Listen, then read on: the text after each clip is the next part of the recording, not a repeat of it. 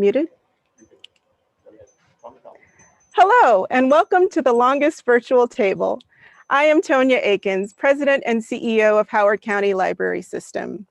Thank you for joining us this evening for an evening of inspiration, learning, and discussion. We hope you enjoyed our artist feature by Jeremy Scott, our adult art curriculum specialist. His stunning portrait of James Baldwin sets the stage for our conversations around racial equity. Thank you, Jeremy.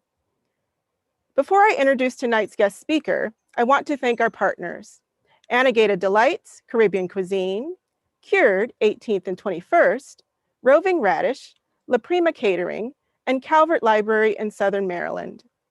This event would not be possible without the generous support from our sponsors, Friends and Foundation of HCLS and Howard Hughes. Here to say a few words on behalf of the Friends and Foundation is their board chair, Mickey Gomez.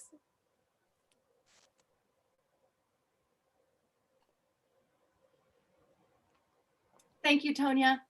Hi, I'm Mickey Gomez with Friends and Foundation of Howard County Library System, a nonprofit that supports our favorite library system in its mission to deliver high-quality education for all ages. We're excited to once again sponsor The Longest Table.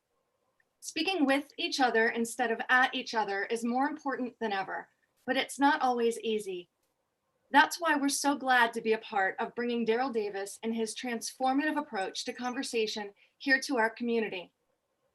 If you're interested in joining the Friends and in helping us to support timely, incredible programs like The Longest Table, please visit friendshcls.org. And thank you, each and every one of you, for being here tonight.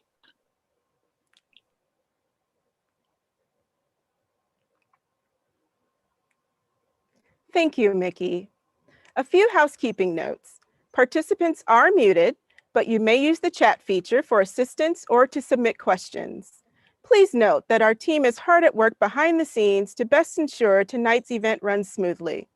We ask for your patience with any technology glitches. If you wish to have a live transcription of tonight's presentation, click the link in the chat, which will open a new browser window. Position that window next to your Zoom. This service is provided by Maryland Relay. And now, our featured speaker. Daryl Davis is an international recording artist, actor, author, and leader of the Daryl Davis Band.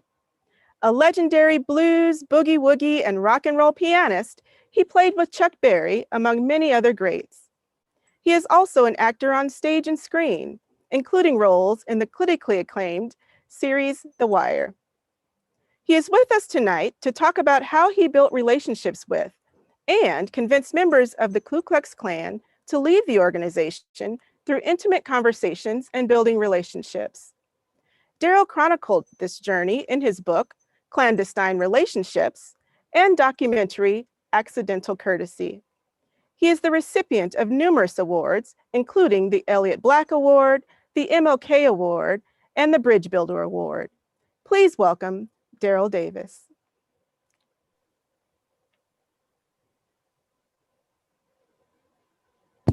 Thank you, Tonya. Thank you very much. I really appreciate it. It's glad to be here. I'm glad to be here with all you participants at the Howard County Library.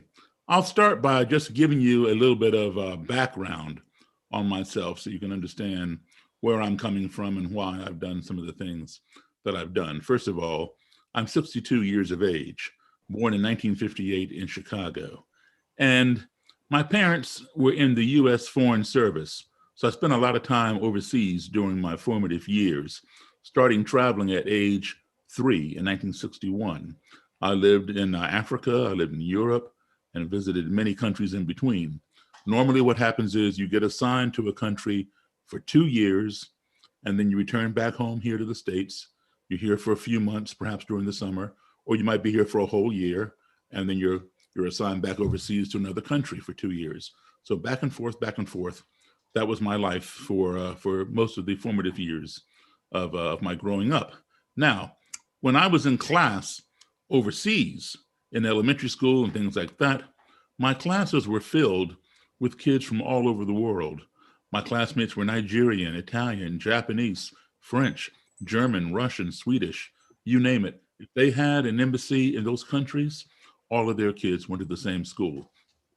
So if you were to open my classroom door and stick your head in, you would say, this looks like a United Nations of little kids, because that's exactly what it was. But when I would return home back here to my own country, I would either be in all Black schools or Black and white schools. In other words, the still segregated or the newly integrated. And there was not the amount of diversity in the classroom that I had overseas. It was either all Black kids or Black and white kids. So we didn't have a whole lot of diversity. Well, one of these times when I had returned home, it was 1968. And I was age 10, and we settled in Belmont, Massachusetts for a little while. And I was one of 2 Black children in the entire school, myself in 4th grade and a little Black girl in the 2nd grade. So consequently, all of my friends were white, 4th and 5th graders. And a number of my male friends were members of the Cub Scouts, and they invited me to join, so I did. And we had a parade from nearby Lexington to Concord, Massachusetts, to commemorate the ride of Paul Revere. And the streets were blocked off, the sidewalks were lined with nothing but white people, and they were waving flags and cheering us and yelling the British are coming. And we got to one point in the parade where off to my right, I began getting hit with bottles and soda pop cans and rocks and just general debris from the street by just a small group of these spectators mixed in with the larger crowd. And what I remember was there were a couple kids, maybe a year or 2 older than me perhaps, and some adults, a couple of adults. So I assume it was their parents. And having never, experienced anything like this before, my first thought was, those people over there, they don't like the Scouts. That's how naive I was. It wasn't until my den mother, cub master, and troop leader all came running, and they huddled over me with their bodies and escorted me out of the danger. And I kept asking them, well, why are they hitting me? Why are they hitting me? Because I realized nobody else was getting this special protection. And they never answered my question. All they did was shush me and rush me along, telling me everything was going to be okay. So when I returned home at the end of the day, after the march and everything, my parents, who were not present at the march, were fixing me up with Band-Aids and mercurochrome and asking me, how did you fall down and get all scraped up? And I told them I didn't fall down. I told them exactly what had happened. And for the first time in my life, my parents sat me down and explained to me at the age of 10 what racism was. Believe it or not, at the age of 10, I had never heard the word racism. I had no clue whatsoever what they were talking about. And it made no sense because you understand my background. I've been around people from all over the world, and nobody had ever treated me like that. So the idea that somebody would not like me because of the color of my skin, when I've been around skin colors from all over the world, just did not compute. My 10-year-old brain could not wrap itself around that, given my prior experience. So I had difficulty trying to accept that. And I literally believed that my parents were not telling me the truth, because nobody would do things like that to you just because of the color of your skin. It made no sense. How could somebody who had never spoken to me, who had never knew anything about me, had never even seen me before, would want to hurt me for no other reason than the color of my skin? It made no sense. So I did not believe my parents. Well, about a month and a half, 2 months later, that same year, on April the 4th, 1968, Martin Luther King was assassinated, and every major city in this country burned to the ground. And it was then that I realized my parents had indeed told me the truth. This thing, this phenomenon that I just learned about, about almost 2 months ago, did actually exist, this thing called racism. So now I understood and I accepted that it existed, but I didn't know why. Why do people hate other people just because of the color of their skin? So I formed a question in my mind at that age, which was, how can you hate me when you don't even know me? And for the next 52 years, I've been on a quest to get the answer. I bought books as a teenager and through my adulthood. on Black supremacy, on white supremacy, on the Ku Klux Klan, on the Nazis in Germany, on the neo-Nazis over here, anti-Semitism, you name it. I have a vast library, if you will, on books on those kinds of topics. Now, all of my books address the topics, but none of them explain why, or at least not to my satisfaction. So I decided to go to the source. Who better to ask, this is later in my adult life, who better to ask that question of, how can you hate me when you don't even know me, than to ask somebody who would go so far as to join an organization that has over 100-year history of practicing hating people who do not look like them and who do not believe as they believe. So why not go to the Ku Klux Klan? And that's what I started doing. So I'm going to skip ahead a little bit right now. I started here and I decided I was going to write a book myself, because all the books that had been written on the Ku Klux Klan were written by white authors. Obviously, they had easier access and less chances of retaliation or ramifications. There had been no books written on the Ku Klux Klan by Black authors from the perspective of sitting down face to face and interviewing these Klan people. That's what I wanted to do. So I managed to get the phone number and address for the head of the Ku Klux Klan here in the state of Maryland at the time, back in the 1990s. And I had my secretary give him a call. And his name was Roger Kelly.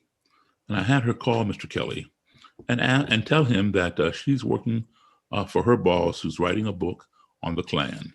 Would he consent to sitting down and giving her boss an interview? And I specifically told her, do not tell Mr. Kelly that I'm Black. If he agrees to it, then obviously he'll figure that out when he sees me, right? So she agreed. And Mary, my secretary, is white. And the reason I had her call is because I didn't want Mr. Kelly to detect in my voice that I'm Black. I was already told by somebody who knew him very well and who's the one who gave me the phone number, Daryl, do not fool with him. He will kill you. So, but that was the whole reason why I wanted to get to know him. Why would he kill me? Just because of the color of my skin? It just didn't make any sense. This is the information I need to understand how this person arrives at such ideology. So I had Mary call him, knowing that he would know the person on the other end of this phone sounds like a white lady.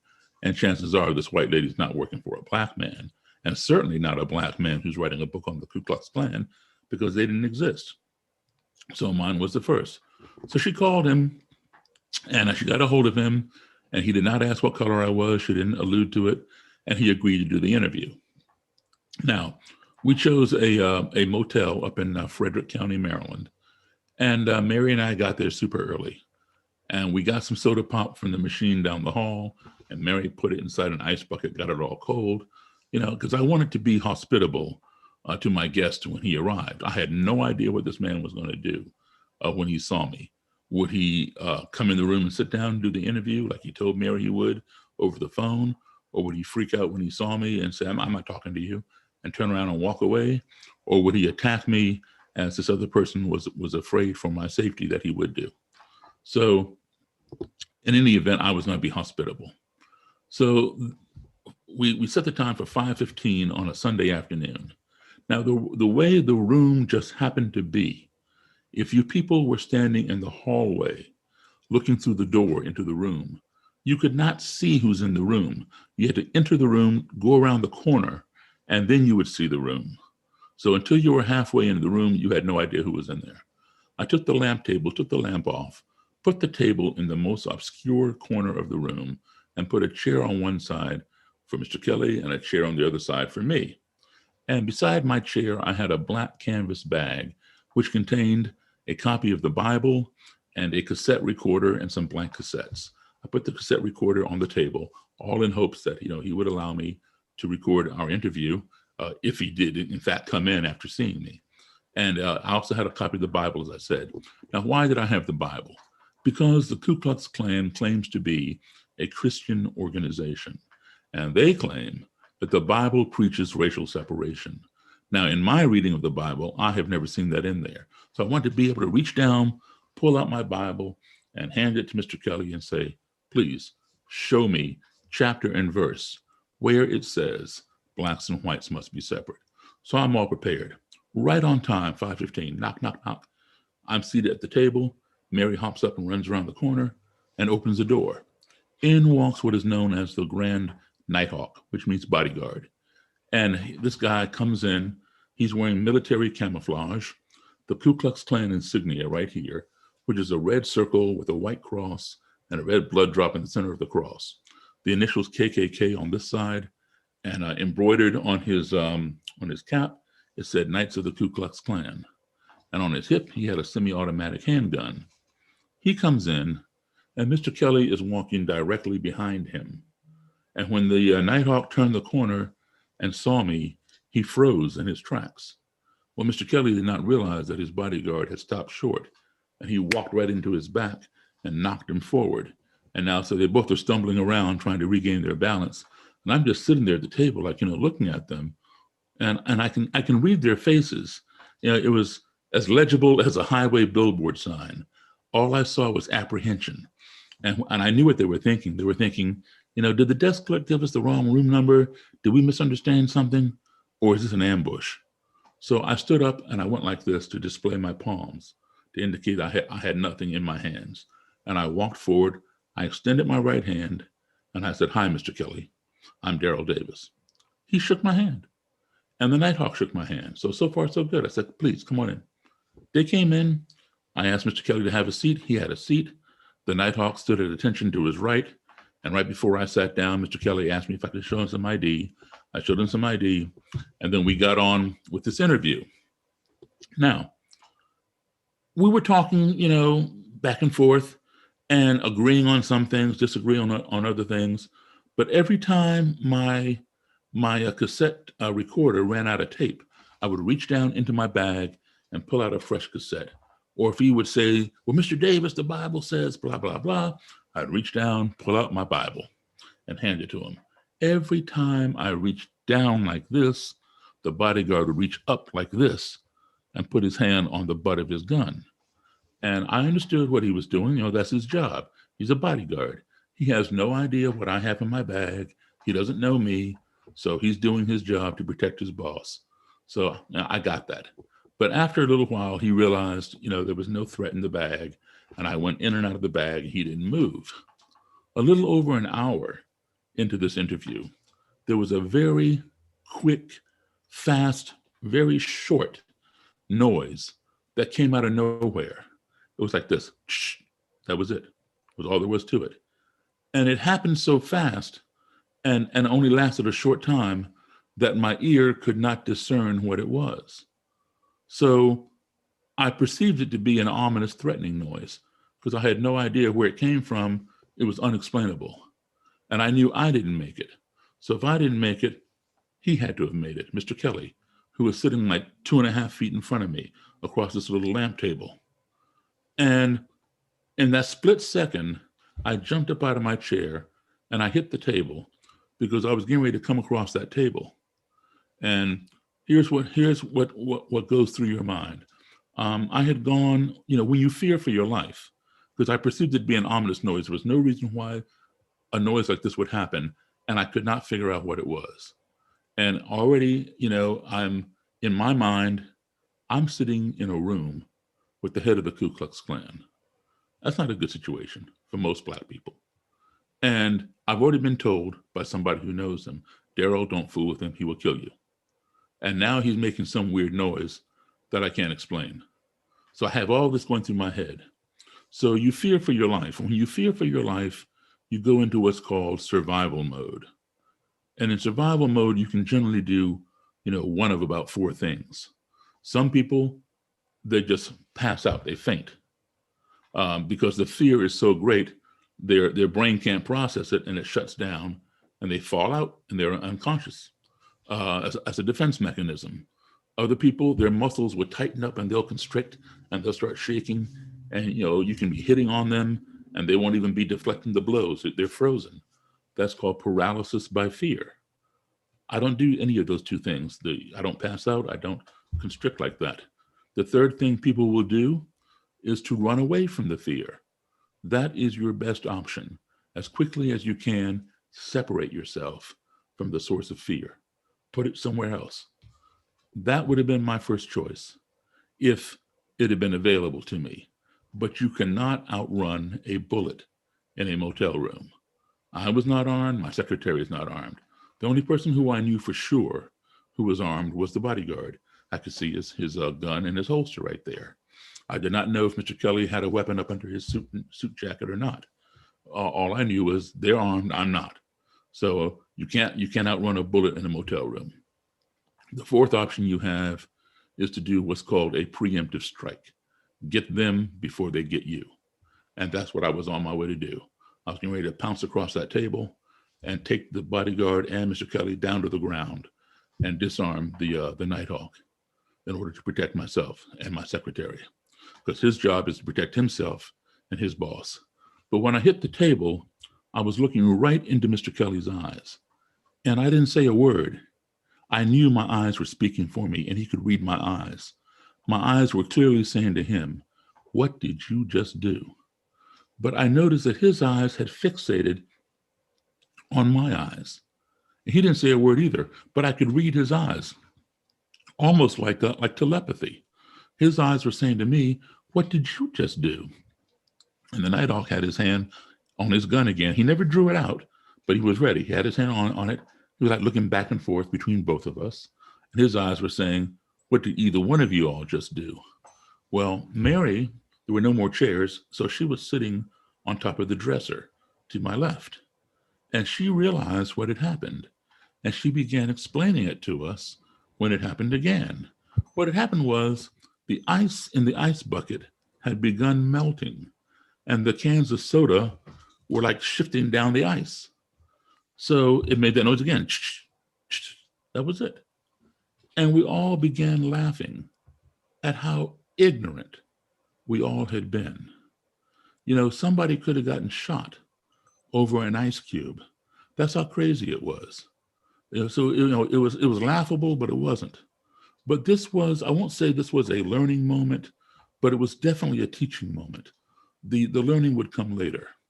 And the lesson taught is this: all because some foreign, and underscore, circle, highlight the word foreign, all because some foreign entity of which we were ignorant, that being the bucket of ice, cans of soda, had entered into our little comfort zone via the noise that it had made, we all became fearful and accusatory of each other. So the lesson taught is this: ignorance breeds fear. We fear those things of which we are ignorant. We fear the things we do not understand.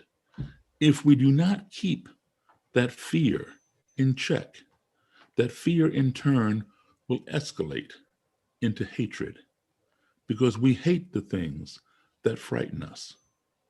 If we don't keep that hatred in check, that escalates into anger and then to destruction. We want to destroy the things that we hate. Why? Because they frighten us. But guess what? At the end of the day, they may have been harmless and we were simply ignorant.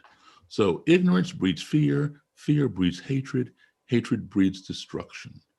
Now, we saw that whole chain almost unravel to full completion. Completion would have been had the Nighthawk drawn his gun and shot somebody, namely me or my secretary, or had I pounced across the table and hurt one of them. But it stopped just short of that. However, everybody on this Zoom call saw that whole chain unravel to completion 3 years ago in a place called Charlottesville, Virginia. If you weren't there, you saw it on the news, where on August 12th, 2017, in Charlottesville, Virginia, there was a big white supremacist rally. And on that day, there was a lot of ignorance in Charlottesville. There was a lot of fear in Charlottesville. There was a lot of hatred in Charlottesville. And what did it culminate in? It culminated in destruction when a white supremacist got inside his vehicle and tried to murder as many counter-protesters as he could by driving his vehicle full force into the crowd. He succeeded in injuring 20 people and murdering one young lady named Heather Heyer. So we saw that whole chain unfold to completion, from ignorance to fear, fear to hatred, hatred to destruction. Now, here's the problem. In my opinion, we have been addressing racism for way too long in the wrong way. We're starting at the top and trying to work things down. That is effective if you're trying to address a problem in a corporation or a company or a department, say like a police department, for example. You start at the top. People down below take their cues from the top. If the top management is tight, everybody down on the floor or down on the street, the subordinates, they will all be tight. If management at the top is loose, you can expect people down below to be loose as well. People take their cues from the top. That's a good strategy for that kind of environment.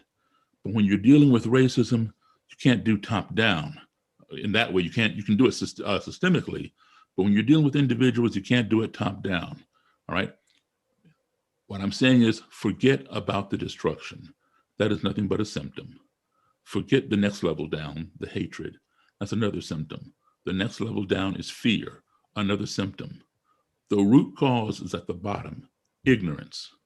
If you cure the ignorance, then there's nothing to fear. We fear that of which we are ignorant. So if we know, then we don't have anything to fear. We've alleviated the ignorance. With nothing to fear, then there's nothing to hate. With nothing to hate, there's nothing to destroy. Now, the good thing is there is a cure for ignorance. That cure is called education and exposure. And that's where we need to focus, not focus on the destruction, the hate, and the fear. Focus on the ignorance. That is the nucleus from which everything else grows. And how do we do that? We consider this. As I told you, my background, I traveled a lot as a kid. Today, I'm a professional musician. I've played in 49 of our 50 states. I've played all over the world. And when you combine my travels as a child with my travels now as an adult, I have been in a total of 57 different countries on 6 continents. And I can tell you something, no matter how far or how nearby I go from this country, whether it's right next door to Canada or Mexico, or whether it's halfway around the other side of the planet, no matter how many different people I meet who look different, maybe speak a different language, practice a different culture, or worship differently, or what have you, when I come back home, I always conclude the same thing. Everybody I met anywhere in this world was a human being. And as such, we all of us, whether we're here or on the other side of the earth, we all want basically the same 5 things. We want to be loved. We want to be respected. We want to be heard. We want to be treated fairly. And we want the same thing for our family as anybody else wants for their family. And as long as we keep those 5 principles in our core set of values and treat others with those 5 principles, we can pretty much navigate almost any society, no matter where we are, because those core things, those foundations are what everyone on this planet desires. So I'm going to tell you how I approach this. The idea is you want to plant a seed. I don't like to say the media, makes this claim. I don't, say that myself. If you Google my name, you'll say Black musician converts X number of Klan people or whatever, Klan members. I don't like to say that I converted anybody. I prefer to say that I was the impetus for them to convert themselves, because I never sought after them to change their minds. I hope they would. I hope they would see something inspiring that would lead them in that direction. But that was not my mission. My mission was to find out, how can you hate me when you don't even know me? And in the process of getting those answers, people began changing their minds and giving me their robes and hoods and turning in neo-Nazi flags and all kinds of other stuff. I have a vast collection of that stuff. But let me tell you the process. When somebody first walks in the room like that and sees me, their wall goes right up because I am the enemy in their eyes. I am the one who is inferior. They are supreme. They are superior. They are the supremacist. All right. So they're ready to radiate hate. They're ready to offend. They're ready to attack. And so I'm sitting there and I'm asking, well, how can you hate me? You don't even know me. All you see is this, the color of my skin. Just let me know. Well, Mr. Davis, people like you are prone to crime. This is evidenced by the fact that there are more Black people in prison than white people. So there are more Black criminals than white criminals. Now, what he is saying is true. There are more Blacks in prison than white people. But it's a half-truth. He's not considering the imbalance of our judicial system, or the fact that there are plenty of Black people and poor white people as well who are in prison because they could not afford adequate legal representation. So he's not considering all those. All he sees is more Blacks in prison than whites. Therefore, it fits his narrative. Therefore, more Black people are criminally prone than white people. Then he goes on to tell me that that Black people are inherently lazy. We don't want to work. We prefer to scam the government welfare system and have our hand out for all the free programs and handouts that the government has. And then he goes on to say that Black people are born with a smaller brain than white people. The larger the brain, the more space for intelligence capacity, more capacity for intelligence. And he says this is evidenced by the fact that every year, Black students score consistently lower than white students on the SAT scores. Again, this is true. Black kids do score lower than white kids on the SATs, but it is a half-truth. Where do most Black kids go to school in this country? Mostly in the inner city. And the inner city schools, plain and simple, are not as good as the schools in the suburbs. They're unequal in education. But I will tell you this, Black kids who go to school in the suburbs and the better schools score just as high, if not higher, than the white kids do. And white kids who go to school in the inner city score just as low as the Black kids do. It has nothing to do with the color of skin or the size of someone's brain. It has to do with the quality of education. But again, he sees that on the scores. And so that fits his narrative. One's perception is one's reality. So he's not considering these things. So I'm just sitting there listening to all this stuff. I'm not interrupting him. I'm just absorbing everything he's saying. Because remember, what people want, they want to be respected. They want to be heard. So I'm respecting him. Understand something. I'm not respecting what he has to say. I'm simply respecting his right to say it. There's a difference. And I'm allowing him to be heard. Now, this is throwing him off his game, because usually when he spews out that kind of stuff to somebody who looks like me, there's pushback within 45 seconds. They'll be yelling, no, blah, blah, blah. It may even, devolve into physical violence. And then the whole project is over. The whole conversation shuts down. All right. So I'm throwing him off his game by not pushing back. I'm just letting him get it all out. Right. And in doing so, that wall is being lowered. Because if I try to plant a seed while the wall is up, the seed's going to hit the wall and bounce back. He's not going to hear. When the wall is up, people are like this. When the wall is down, that's when they're more receptive to hearing what you have to say. So by not pushing back and allowing him to be heard and showing him that respect, that wall is coming down. And then once he has exhausted everything he's had to say, then he feels compelled, because I listened to him and showed him that respect. He feels compelled to reciprocate. Now it's my turn, and his wall is down. I could go on the offense, because is what he is saying offensive? Absolutely, it was offensive. Was I offended by what he said? Absolutely not. And why was I not offended by it? because it wasn't true. Why would I be offended by an untruth? Why would I be offended by a lie? You know, don't let your emotions get in front of you. Keep your emotions in check. So now it's my turn to respond. All right. I could go on the attack and on the offense and say, no, you're the one who's a criminal. You're the one hanging black men from trees and bombing their churches and dragging them behind pickup trucks and all this kind of thing. And I would be right. And I would be well within my right to say that. But if I did that, the wall would go right back up. I want to keep the wall down. So rather than go on the offense, I go on the defense and talk about myself.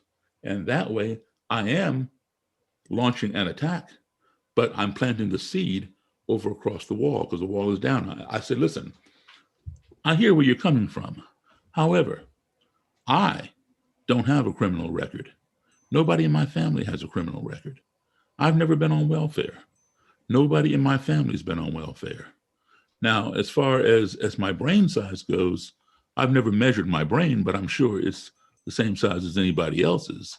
And as far as the SATs go, my SAT scores were high enough to get me into college. I have a bachelor's degree. Both of my parents had master's degrees. My father was working on his PhD before he passed away. So I'm saying all this, letting him know that none of the stereotypes that he put out there fit. And I look just like the people that he's criticizing. And furthermore, I know that this guy barely made it out of high school. And I know that I have more intelligence in my little fingernail than he and his whole clan put together. But I'm not going to throw that in his face because that would bring the wall back up. So just my talking about myself, he's hearing that. And that seed is crossing across that wall and being planted. And I know this for a fact because I've been doing this now. Next year, 2021, it'll be 37 years that I've been doing this. And I've heard this time and time again when people that I've met who have vehemently hated me and later became friends of mine and have given me their Klan robes and things. Here's what happens. They have these conversations with me. They go home and they reflect on it because the wall was down. They think, you know, what that guy said, you know, I just had a 3-hour conversation with the black guy. You know, that's never happened before because usually there's pushback. But what he said, it made sense. Oh, but he's black. But what he said was true. Oh, but he's black. So they're having a cognitive dissonance.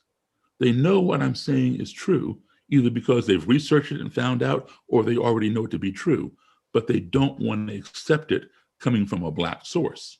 It doesn't make sense. So that becomes their dilemma. Do I disregard this guy's skin color and believe this because it's true and change my path and go this way? Or do I consider that he's black and continue living a lie? That's their cognitive dissonance dilemma. And fortunately for many of them, not all, but for many of them, they solve that dilemma and then accept the truth and change their ideology. There will be people who will go to their graves being hateful, violent, and racist. You know, there's no question about that. But if one of those people is willing to sit down and have a conversation with you, there is an opportunity for you to plant a seed if you do it the right way. Show the people the respect to allow them to be heard. All right? And then you can present yourself, but you don't do it by attacking them. You do it by defending your own. And that way they hear. Because anytime you start launching that attack, that wall is going to go up and the ears get plugged. So that is one of the methods, you know, that I use.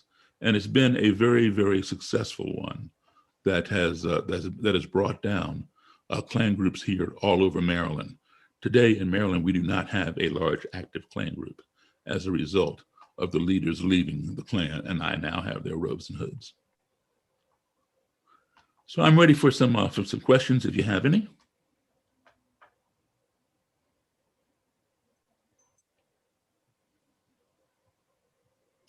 Daryl, what an incredible testament to the power of conversation and relationship. Thank you for your inspirational story. Thank you, Tonya. Participants, we encourage you to submit your questions into the chat, or if you're tuning in from Calvert County, Submit your questions and comments in YouTube. Now I'll turn it over to Simone Kolnick to moderate the Q&A.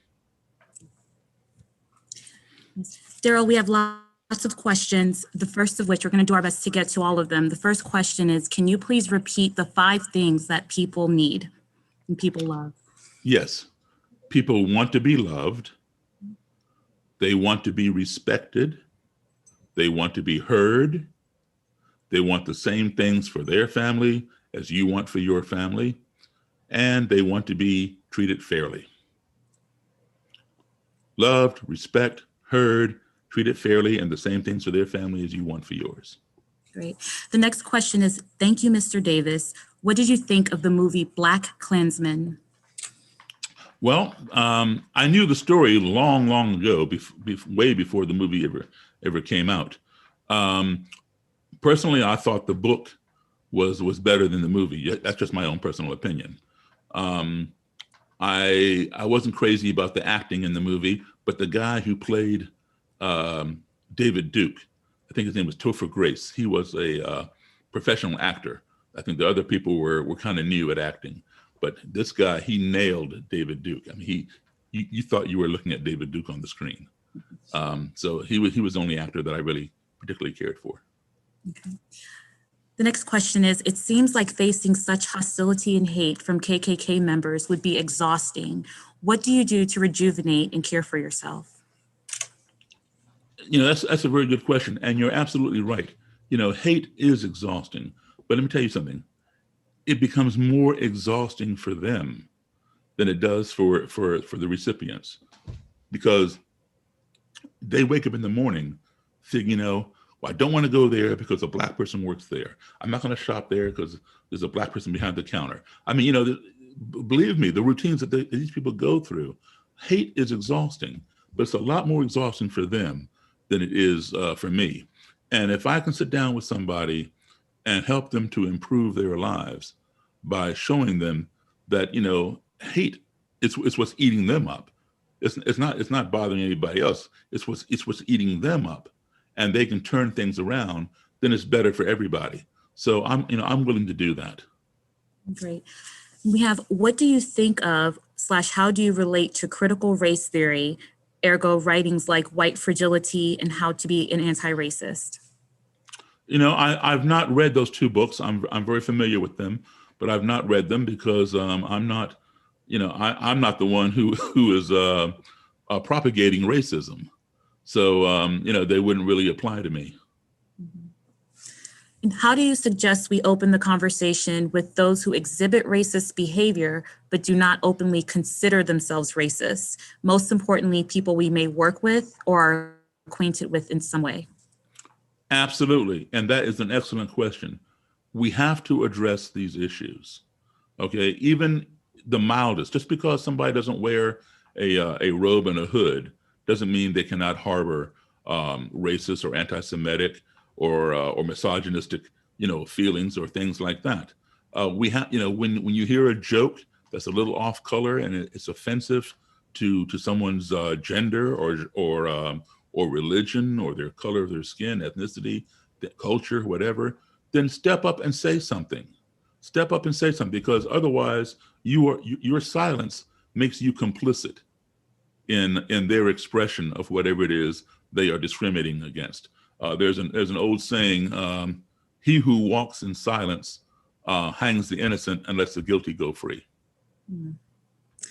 We have Mr. Davis, as a Black male, I'm curious if you had any conversations of similar fashion with model minorities or those that have self-hate in connection to their own racial ethnic background. Yes, you do run across people like that. I've met Black people who don't like each other. I've met Black people who don't like me for what I'm doing. You know, they criticize me because I'm sitting down with the enemy. I'm having lunch or socially interacting with white supremacists. They don't get that. So I've been called Uncle Tom. I've been called Oreo. I've been called every name but my own. And then there are those who simply don't like each other because they're filled with self-hatred, because that's what, you know, they see what they want to be. They want to be treated fairly. They want to aspire to have all the things that everybody else has. So they separate themselves from people who look like them. And it's a psychological thing. And yes, you do run across these people on the fringe, and they definitely need help. Yeah. And I don't mind, sitting down and having conversations with them. And I've had many conversations with people like that. What do you think about the exceptional Black? What is the exceptional Black? I'm not clear. It's a question from Ron. What do you think about the exceptional Black? Well, Ron, please be a little more, a little more clarification. I'll be happy to answer the question, but I'm not exactly sure how you're defining the exceptional Black. There are plenty of Black people who are exceptional, except there are plenty of white people or Asians or Hispanic people who are exceptional. But what exactly do we mean here? While exceptional athlete, musician, a rocket scientist, what? While we hold for that, Mr. Davis, do you bring up the Bible when you speak to members of the Klan? Have they answered that question about where in the Bible does it say that Blacks and whites should hate each other? Yes, they do answer that question. And it's interesting. I have the chapter and verse, but I don't have it handy. But so let me paraphrase. Somewhere in there, they point out this verse. It's right there in the Bible, something to the effect of, a lamb shall not lay with a wolf. And I'm like, what? What does that mean? And how they explain it is, two different species shall not lay together. Well, I point out to them, wait a minute. Blacks and whites are not two different species. We're the same species. We're just two different colors. Oh, no, Mr. Davis, we're two different species. So, there you see it's like a lot of religions and a lot of denominations of the same religion will take the same Bible and take the verses and distort them or twist them to suit their own narrative. That's why even in Christianity, and I'm a Christian, we have so many different denominations: Lutheran, Methodist, Presbyterian, so forth and so on, Baptist, Reformed Baptist, this, that, and the other. Each one uses that King James Bible, but each one interprets it a little differently, thus all the different churches. Mm-hmm. So the Klan just simply takes a verse and interprets it how they want to interpret it to fit their needs. Mm-hmm. For example, there's some religions where they do not accept female ministers or reverends. And why is that? Well, because in, I think it's 1 Corinthians, somewhere in there, it says, a woman shall not speak in the church. If she has any questions, she is to ask her husband at home. Mm-hmm. That's what it says. So, that sounds to me like it was written by a man, if anything, right? So they take that literally. And for a long time, women could not sit with men in the church. Women had to sit in the back. So, if you take it like that, and that's what it says, then that's how they interpret it. And that's your evangelical, your fundamental people. But that to me is a man's writing, not so much something that they found and interpreted from Moses or somebody. Thank you. We have a clarification from Ron. Okay. He meant the exceptional Black argument. What is the exceptional Black argument? I'm not understanding exactly what was being asked. We'll go to the next question. Sorry, guys. The next question is, let's see. Often I find that these conversations result in the Black person being considered the exception and not the rule. How do you change their opinion about the entire race? Yes, good question.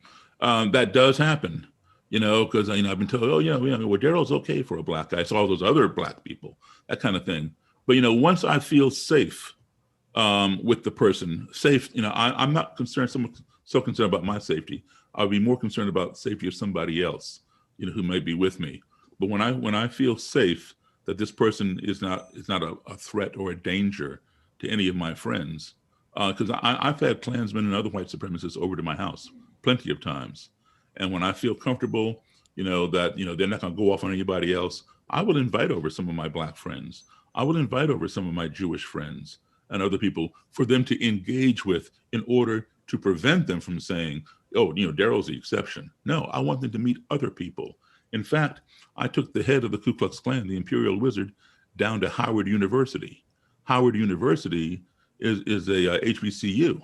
I graduated from Howard University, a predominantly Black university. I took him down there to be interviewed. one of the students that I knew had a little thing that she was doing. So I brought him down there to interview. That was his first time on a Black college campus.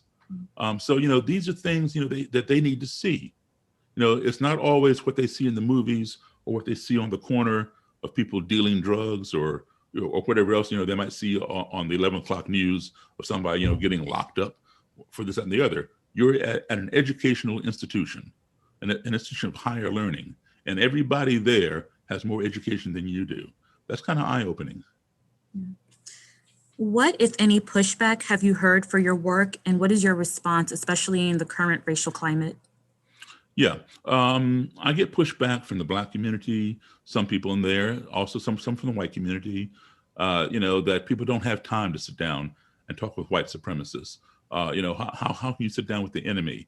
We try to get 10 steps forward and you're putting us 20 steps back.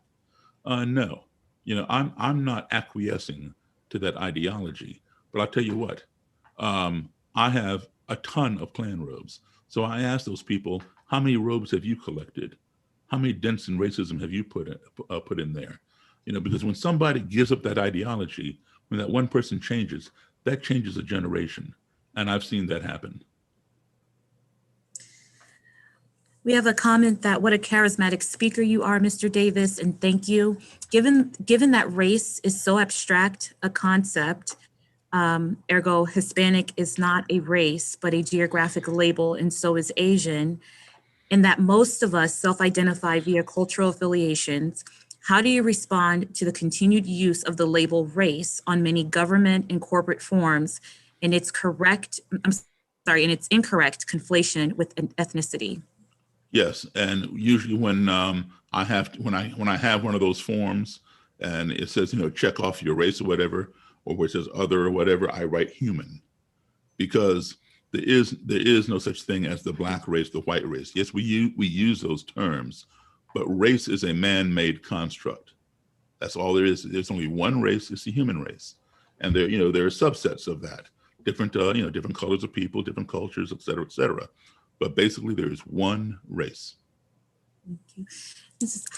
How have your experiences with the KKK affected your music, and also how many of these individuals are you still in contact with? I'm in contact pretty much with a ton of them, all of them, from the ones I wrote about in my book to new ones. And some of them have passed on now, so no longer in contact with them. But it has not really affected my music, other than it has, because people in the Klan, they come out and hear me. White supremacists come out and hear me play. Everybody likes music, so I'm still playing. But I have devoted a good portion of my time to doing this kind of work and balancing it with the musical gigs that I play. Like, I talk to people about Confederate flags, Confederate monuments, sometimes on my breaks at the tables. I'll mingle around and talk to different people who come to see me play, and we'll talk about these kinds of things. So my music, is still there, but it's kind of like a parallel thing, the race relations work and music. Okay. We have another question of how many times did you meet before folks decided to leave the Klan? Well, a Klansman or Klanswoman is not stamped out of a standard cookie cutter. They come from all different walks of life, all different educational backgrounds, socioeconomic statuses. It's not like you just meet one time and boom, they're out. Sometimes it's many times, over months, sometimes over years. Depends upon how entrenched they are in the ideology. Was it a family tradition? My great-grandfather was in the Klan, my granddaddy was in the Klan, my father's in the Klan, I'm in the Klan, my kids are in the Klan. Is it something that's passed down? That person is very heavily entrenched. It may take that person a little bit longer to get out. Whereby, somebody moved into the neighborhood and a bunch of, people like that around and peer pressure or whatever, you get sucked into it. That person may take a shorter time. So there's no, formula or any length of time that somebody stays in or comes out. We have a question. Will your book, Clandestine Relationships, be published again? Actually, I just finished my second book. and it's going through the editing process right now. And it will have all the information from Clandestine Relationships, which came out in 1997, 98. And it went out of print in 2014. But the new book called The Klan Whisperer will be out next year, and it will have all the information from Clandestine Relationships, plus updates and new stories. Because since that time of Clandestine Relationships, we've had a Black president, we've had more immigration, we've had the current administration, and we've had Charlottesville and many new things. And so, the alt-right and other groups which I've dealt with, and that all will be in the new book. But in the meantime, don't go on Amazon or eBay and try to buy Clandestine Relationships, because people are just jacking up the price of it because it's out of print. Don't go there. Go to your public library. That's what your libraries are for, and you can check it out and read it for free. How do you counter the feedback loop of hate coming from social media? Anytime, social media is like, it can be bittersweet. It's like fire. I can take fire and I can come and heat your house, or I can take fire and I can come and burn your house down. So it all depends upon how you want to gauge it. There are people on social media who all they do is just hate all day long, or they just throw out something out there that's controversial, and then everybody will chime in on it. So, you have to navigate that kind of stuff and figure out, what is the purpose behind this person making this statement or posting that picture? Is the person just trying to start an argument or whatever? And yes, some people will go down a rabbit hole and get sucked into something on social media. So we definitely have to be vigilant and be cognizant of what's out there. But always be truthful to your principles and to yourself, and always try to put something positive out there. Even in the face of something negative, respond in a positive manner. And then you might find more people joining you in that, because a lot of people want to respond positively, but they're afraid if they do, people would chew them up. But I always say, always respond positively, and then that will encourage others. What advice would you have for a white person in conversation with a racist? Be honest, be open, but listen to them. Find out what it is in their life that is causing them to be this way. Generally, hurt people hurt people. The first hurt I'm using as a adjective. The second hurt I'm using as a verb. Hurt people hurt people. So somebody who's a racist, something is going on in their life, in his or her life, where they feel disenfranchised, they feel disrespected, they don't belong to something. Find out what's behind this, and don't just stereotype them, because you find, for example, take the Klan, for example. Members of the Klan have gone from third grade dropouts all the way to presidents of the United States. All right. President Warren G. Harding was sworn into the Ku Klux Klan in the green room of the White House. President Harry Truman, before he became president, was in the Klan for a short time. He didn't like it, he got out. Senator Robert Byrd, who died just a few years ago, was the oldest living senator at the time. He was in the Klan in the 1940s, and later on he rejected it. Supreme Court Justice Hugo Black had to leave the Ku Klux Klan when he got the nomination to be a justice on the Supreme Court. So, they come from all different walks of life. Mm-hmm. And so just don't, stereotype them, but learn as much as you can about these people and sit down and have these conversations and let them know your experiences, but always listen to theirs, because you'll find out while you are actively seeking information from someone else, you are passively teaching them about yourself at the same time. Right. How can we reach the militia/domestic terrorists who seem to be spreading? The same way. Sit down and have a conversation with these people. They're not hard to find. They're all over. And there's an interesting thing here. Militia. When you think of militia, the term applies generally to a group predominantly of white men. who practice survival tactics and go out shooting in the woods in their camouflage and all this kind of stuff. They're called a militia, paramilitary type militia. But then when a group of Black people do the same thing, they're not called militia. They're called militants. And it's the same group, but a different identifier. And the term militant has more of a negative connotation than it does the word militia. But either one of them, these are people that have an agenda, and they have a beef to chew. But I think it's extremely important that you sit down and talk with them, but learn as much as you can about them before you engage in a conversation. Because with me, I know a lot about white supremacy. I know a lot about the different groups, the alt-right, the neo-Nazis, the Klan, etc. And even though these people may not like me when they meet me and we're sitting down, they do respect me because of my knowledge of their background and their groups. So that's always a bonus. Learn as much as you can about those people. Now, I'm going to tell you something that a lot of the media does not talk about, and this is why it's very important to address these issues. This country was built on a two-tier society: white supremacy and slavery. And as we progress through the years, we progress like this, maybe like this, but not like this, okay? We're always like this, two-tier, here, here, still two-tier. And when I was a kid, like I said, I'm 62 years old now. When I was a kid, the Black population in this country was 12%. And Native Americans were 1%.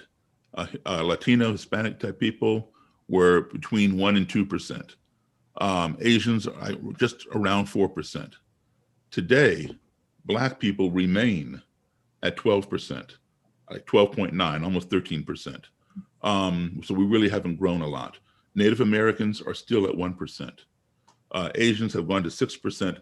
Latino, Hispanic people, 17%. So if you take just 12% of Black people and 17% of a Hispanic, that right there, 12 and 17, is 29%. That's 29% non-white. So slowly but surely, this is happening, all right? And it's well predicted, and you can figure it out yourself. The census is taken every 10 years. Go back to 1960 and check the census every 10 years to where we are today, 2020. You're gonna see by 2042, which is 22 years from now, this country, the United States, for the first time ever in history, will be 50-50, 50% white and 50% non-white. When I say non-white, that's Black, Hispanic, Asian, Native American, whatever else, people of color, right? For the first time. And then between 2045 and 2050, it's going to flip. And for the first time in history again, white people in this country will be a minority. That's what's going to happen, okay? And while there are plenty of white people in this country, because they are the majority here now, there are plenty of white people in this country who embrace that and say, hey, you know, that's evolution, that's what happens. I don't have a problem with that. There is a percentage also that are becoming unhinged by that notion. Their landscape is changing. What used to be all white is now no longer all white, all right? And what the neo-Nazis, the Klan, the alt-right tell me, Daryl, I don't want my grandkids to be brown. They call it the browning of America, or white genocide through miscegenation, race mixing. And that's very, very concerning to them. And that's why we're seeing that uptick in recruitment of all these white supremacist groups, saying, come join us, you know, we're gonna take our country back. You know, we're gonna build that wall. We're gonna get rid of all these immigration people. We're gonna make America great again, all that kind of stuff.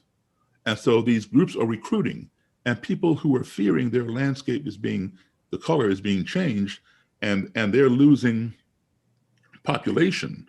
Because, you know, when you have sat on the throne of power for 401 years, that's how long I've been here, through slavery. 1619 was when we came here, and now we're in 2020. That's 401 years. When you have sat on the throne of power for 401 years, you don't want to see your throne legs be whittled down, and now you're being lowered to the level of the inferior people. So people are going and joining these groups. But then what happens is when the group fails to do anything to take our country back and get rid of all these people who don't look like them, these people who go and join the group, they get frustrated and say, you know what? If the Klan can't do it and the neo-Nazis can't do it, I'll do it myself. And that's when they walk into a Black church and boom, boom, boom. Or the Tree of Life Synagogue in Pittsburgh, boom, boom, boom. Or the Walmart in El Paso, boom, boom, boom. These people are called lone wolves. Now, there are plenty of intelligence operatives, intelligence agencies in this country who put operatives into these movements, into these groups, undercover to gather intelligence, which is how they foiled the plot to assassinate and kidnap the governor of Michigan. You know, we had intelligence people in there, all right?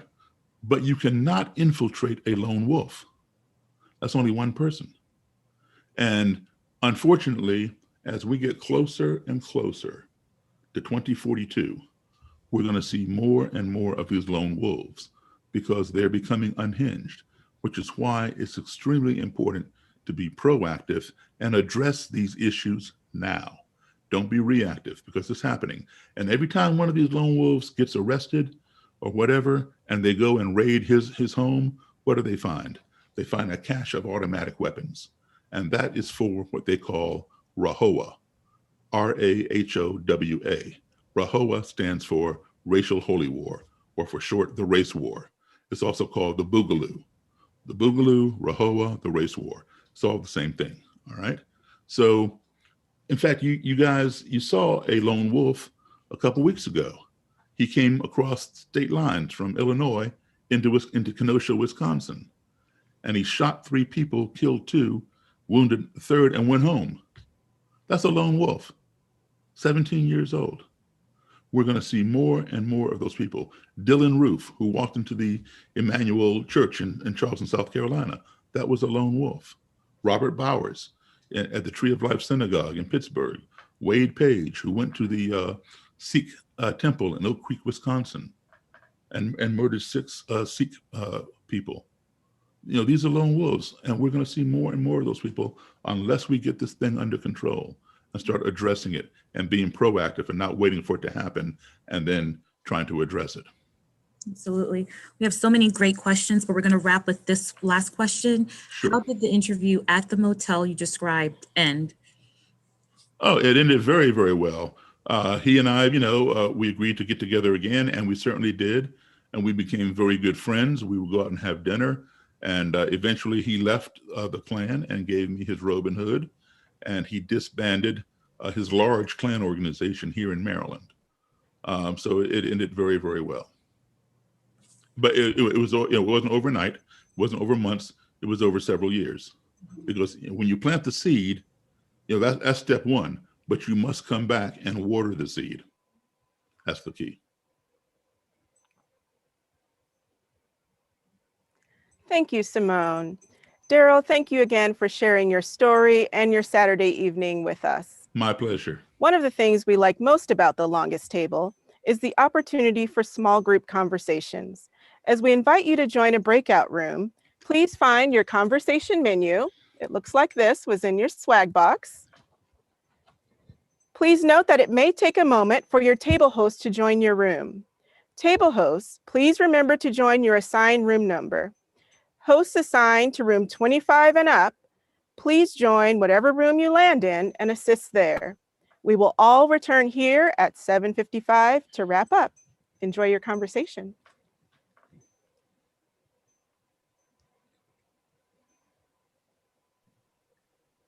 How do we join the table?